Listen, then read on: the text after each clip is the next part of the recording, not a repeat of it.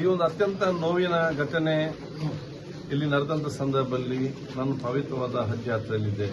ನಿನ್ನೆ ತಾನೇ ಆ ಪವಿತ್ರ ಹಜ್ ಯಾತ್ರೆ ಮುಗಿಸಿ ಮತ್ತೆ ಮಂಗಳೂರಿಗೆ ಊರಿಗೆ ಬಂದಿದ್ದೇನೆ. ಅತ್ಯಂತ ನೋವಿನ ವಿಚಾರ. ಬಹುಶಃ ಇವತ್ತು ಅಬ್ದುಲ್ ರಹಮಾನ್ ಅವರ ಕೊಲೆ ಮತ್ತು ಇವತ್ತು ಶಾಫಿ ಅವರಿಗೆ ಮಾಡಿದಂಥ ಹಲ್ಲೆ, ಇವತ್ತು ಅದೊಂದು ಕೊಲೆ ಮಾತ್ರ ಅಲ್ಲ, ಇಡೀ ನಮ್ಮ ದಕ್ಷಿಣ ಕನ್ನಡ ಜಿಲ್ಲೆಯ ಕರಾವಳಿಯ ವಿಶ್ವಾಸಭರಿತ ಮತ್ತು ಸೌಹಾರ್ದದ ಸಮಾಜಕ್ಕೆ ಕೊಟ್ಟ ದೊಡ್ಡ ಕೊಡಲಿ ಅದು. ಯಾಕಂತ ಹೇಳಿದರೆ ಆ ಒಂದು ವಿಶ್ವಾಸಭರಿತವಾಗಿ ಅವನು ಯುವಕ ಹೋದಾಗ ಅವನನ್ನು ಕರ್ಕೊಂಡು ಹೋಗಿ ಆ ರೀತಿ ಕೆಲಸ ಮಾಡಿದವರಿಗೆ ವೇತನ ಕೊಡೋದು ಧರ್ಮ. ಅದೇ ಕೆಲಸ ಮಾಡಿಸಿ ಅವನನ್ನು ವೇತನ ಕೊಡೋ ಜಾಗದಲ್ಲಿ ಅವನ ಪ್ರಾಣವನ್ನು ತೆಗೆಯುವುದು ಅತ್ಯಂತ ಹೇಯ ಮತ್ತು ಅತ್ಯಂತ ಎನಿಸಲಾಗದಂಥ ಒಂದು ದೊಡ್ಡ ಮಟ್ಟದ ಹೇಳಿದಂಥ ಕೃತ್ಯ. ಅದನ್ನು ಬಹುಶಃ ಈ ಸಮಾಜ ಸರ್ವ ಜನಾಂಗದವರು ಕೂಡ ಇವತ್ತು ಖಂಡಿಸಿದ್ದಾರೆ. ಯಾವ ನಾಗರಿಕ ಸಮಾಜ ಮತ್ತು ಯಾವುದೇ ಧರ್ಮವೂ ಕೂಡ ಅದನ್ನು ಇವತ್ತು ಒಪ್ಪುವುದಿಲ್ಲ.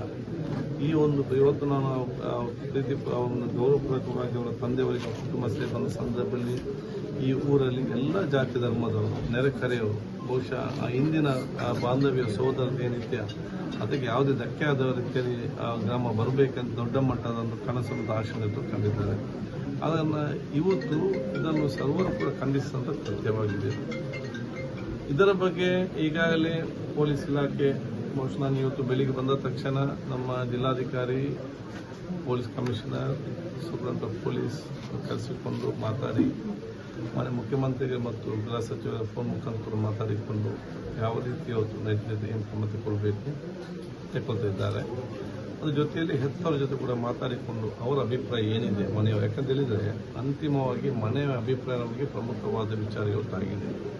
ಮನೆ ಅಭಿಪ್ರಾಯ ತೆಕ್ಕೊಂಡು ಚರ್ಚೆ ಮಾಡಿ ಮುಂದಿನ ತೀರ್ಮಾನವನ್ನು ಸರ್ಕಾರ ಖಂಡಿತವಾಗಿ ಇವತ್ತು ತೆಕ್ಕೊಳ್ತದೆ. ಮತ್ತು ಇದಕ್ಕೆ ಆ ಮನೆಯವರಿಗೆ ನ್ಯಾಯ ಸಿಕ್ಕಲಿಕ್ಕೆ ಏನೆಲ್ಲ ಅವರ ಬೇಡಿಕೆ ಇದೆಯಾ ಮತ್ತು ಊರವರ ಬೇಡಿಕೆ ಏನಿದೆ, ಮನೆಯವರ ಬೇಡಿಕೆ ಮತ್ತು ಈ ಊರವರ ಎಲ್ಲ ಜಾತಿ ಧರ್ಮದವರ, ಮಸೀದಿ ಅಧ್ಯಕ್ಷರ, ಸರ್ವಧರ್ಮದವರ ಬೇಡಿಕೆಯನ್ನು ಯಾರೇ ಅದರ ಹಿಂದೆ ಇದ್ದರೂ ಕೂಡ ಅದಕ್ಕೆ ಪ್ರಾರಂಭದಿಂದಲೂ ಕೊನೆಯ ತನಕ ಯಾರೆಲ್ಲ ಅದರಲ್ಲಿದ್ದಾರೆ ಸರ್ವರು ಕೂಡ ಪತ್ತೆ ಹಚ್ಚಬೇಕು. ಎಲ್ಲರಿಗೂ ಕೂಡ ಕಠಿಣವಾದ ಕ್ರಮ ಆಗಬೇಕು. ಇನ್ನು ಮುಂದಕ್ಕೆ ಈ ರೀತಿಯ ಒಂದು ಪ್ರಯತ್ನ ಮಾಡಬಾರ್ದು ಅಂತ ಒಂದು ಕಠಿಣವಾದ ಕ್ರಮ ತೆಗೊಳ್ಬೇಕಾದ್ರೂ ದೊಡ್ಡ ಮಟ್ಟದ ಆ ಬೇಡಿಕೆಯನ್ನು ಎಲ್ಲರೂ ಕೂಡ ಕೊಟ್ಟಿರ್ತಾರೆ. ತಂದೆಯ ಪರವಾಗಿ, ಕುಟುಂಬದ ಪರವಾಗಿ, ಜಮಾತ್ ಕಮಿಟಿಯವರು, ಸರ್ವಧರ್ಮದವರು, ಹಿಂದೂ ಮಹಾಸಭಾದವರು, ಕ್ರಿಶ್ಚಿಯನ್ ಸರ್ವರು ಕೂಡ ಎಲ್ಲರೂ ನಾವು ಚರ್ಚೆ ಮಾಡ್ತೇವೆ. ಸರ್ಕಾರಕ್ಕೆ ನಾನು ಇದರ ಬಗ್ಗೆ ಸೂಕ್ತ ಎಲ್ಲ ವಿವರ ನಾನು ಕೊಡ್ತೇನೆ. ಸರ್ಕಾರವು ಕೂಡ ಕಠಿಣ ಕ್ರಮ ತೆಗೆದುಕೊಳ್ಳೋ ವಿಶ್ವಾಸ ನನಗೆ ಇದೆ.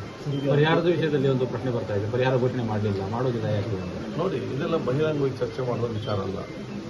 ಇದನ್ನೆಲ್ಲವೂ ಕೂಡ ಕುಟುಂಬದ ಜೊತೆ, ಮುಖ್ಯಮಂತ್ರಿ ಜೊತೆ, ನಮ್ಮ ಗೃಹ ಸಚಿವರು ಕೂತ್ಕೊಂಡು ಚರ್ಚೆ ಮಾಡಿ ಬಹುಶಃ ಇವತ್ತು ಅವರ ನೋವು ಏನಿದೆ ಆ ನೋವನ್ನು ಶಮನಗೊಳಿಸಲಿಕ್ಕೆ ಸರ್ಕಾರ ಎಲ್ಲ ರೀತಿಯಿಂದ ನಮ್ಮ ಕೆಲಸ ಮಾಡ್ತದೆ ಎಂಬ ವಿಶ್ವಾಸ. ನಾನೀಗ ಸ್ಪೀಕರ್ ಆಗಿದ್ದೇನೆ, ನನಗೆ ಯಾವುದೇ ಪಕ್ಷ ಇಲ್ಲ. ಸರ್ಕಾರ ಸಂವಿಧಾನಬದ್ಧವಾದ ಸರ್ಕಾರ ಇವತ್ತು ಕೆಲಸ ಮಾಡ್ತದೆ ಎಂಬ ನನಗೆ ವಿಶ್ವಾಸ ಇದೆ. ಇದರ ಬಗ್ಗೆ ನಾನು ಕೂಡ ಮಾತಾಡ್ತೇನೆ. ಅದೇ ಈಗ ಅಂತಿಮವಾಗಿ ಮನೆಯವರ ಬೇಡಿಕೆ ಇದರಲ್ಲಿ ಪ್ರಮುಖವಾದೊಂದು ವಿಚಾರ. ಇದರಲ್ಲಿ ಮನೆಯವರ ಜೊತೆ ಕೂತ್ಕೊಂಡು ಮನೆಯವರ ಬೇಡಿಕೆ ಮತ್ತು ಅವರ ಅಪೇಕ್ಷೆ ಏನಿದೆ ನೋಡಿಕೊಂಡು ಇದನ್ನು ಸಂಬಂಧಪಟ್ಟ ಇಲಾಖೆ ಚರ್ಚೆ ಮಾಡಿಕೊಂಡು ಗೃಹ ಸಚಿವರ ಚರ್ಚೆ ಮಾಡಿಕೊಳ್ಳುವಂಥ ಕೆಲಸ ನಾನು ಮಾಡ್ತೇನೆ. ಎಲ್ಲ ಅದು ಯಾಕೆ ಪ್ರತಿಯೊಂದು ವಿಚಾರ ಕೂಡ ನಿಯಮಗಳು, ಕಾನೂನೆಲ್ಲ ಕುಡಿಯುವ ವಿಚಾರದಲ್ಲಿ ಇದೆ. ಏನೇ ಇದ್ರೂ ಕೂಡ ಆ ಮನೆಯವರಿಗೆ ಮತ್ತು ಊರವರಿಗೆ ವಿಶ್ವಾಸ ಬರುವಂಥ ಒಂದು ತನಿಖೆ ಮತ್ತು ಯಾರು ತಪ್ಪಿಸ್ತಾ ಮಾಡಿದ್ದಾರೆ ಅವರಿಗೆ ಕಠಿಣ ಶಿಕ್ಷೆ ಕೊಡುವಂಥ ಮುಖ್ಯ ಉದ್ದೇಶ ಇವತ್ತು ಆಗಿದೆ. ಅದಕ್ಕೆ ಬಹುಶಃ ಆ ಮನೆಯವರ ಅಭಿಪ್ರಾಯ ಪಡೆದುಕೊಂಡು ಬಹುಶಃ ಇವತ್ತು ಸಂಬಂಧಪಟ್ಟ ಇಲಾಖೆ ಮತ್ತು ಗೃಹ ಸಚಿವರು ನಾನು ಮಾತಾಡ್ತೀನಿ. ಇವತ್ತಿನ ಫಲಿತಾಂಶ ಏನಿದೆ ಬಂದಾಗ ನಾನು ಈ ಊರಲ್ಲಿ ಇರಲಿಲ್ಲ. ಸಂಪೂರ್ಣವಾದ ರಿವ್ಯೂ ಮಾಡಬೇಕು, ಏನಾಗಿದೆ, ಯಾಕೆ ಆಗಿದೆ, ಏನು ವಿಚಾರ ಆಗಿದೆ ಅಂತೇಳಿ. ಹೊಸದಾಗಿ ಕಮಿಷನರ್ ಮತ್ತು SP ಅವರು ಬಂದಿದ್ದಾರೆ. ನಾನು ಹಜ್ ಯಾತ್ರೆ ಹೋಗೋ ಮುಂಚೆ ಅವರನ್ನು ಇಲ್ಲಿ ನೇಮಕ ಮಾಡಲಿಕ್ಕೆ ತೀರ್ಮಾನ ಆಗಿತ್ತು. ಸೈನ್ ಆಗುವಾಗ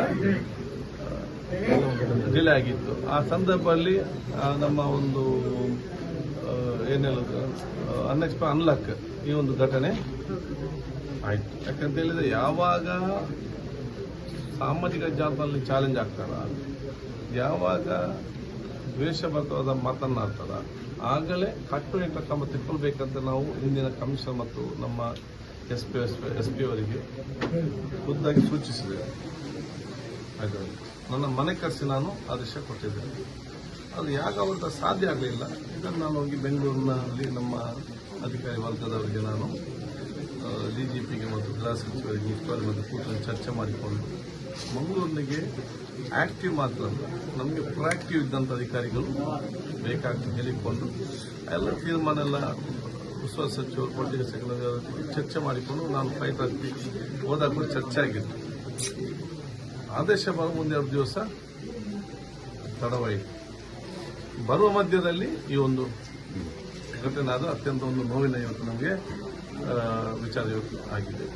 ಇದರ ಬಗ್ಗೆ ನಾನು ಗಂಭೀರವಾಗಿ ಇವತ್ತು ನಾವು ತಗೊಂಡಿದ್ದೇನೆ, ಅದಕ್ಕೆ ನಾನು ಡಿಸ್ಕಸ್ ಮಾಡ್ತಾ ಇದ್ದೇನೆ. ಅಂದ್ರೆ ಮುಂದಿನ ಆಡಳಿತ ಸರ್, ಇದು ಪೊಲೀಸ್ ಇಲಾಖೆ ವೈಫಲ್ಯವಂಥದ್ದು ಏನಾದರೂ ಒಪ್ಪಿಕೊಳ್ಳಿ.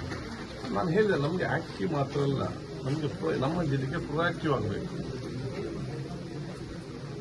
ಆರೋಪಿಗಳು ಜಾಮೀನು ಹಿಡ್ಕೊಂಡು ಬರ್ತಾ ಇದ್ದಾರೆ.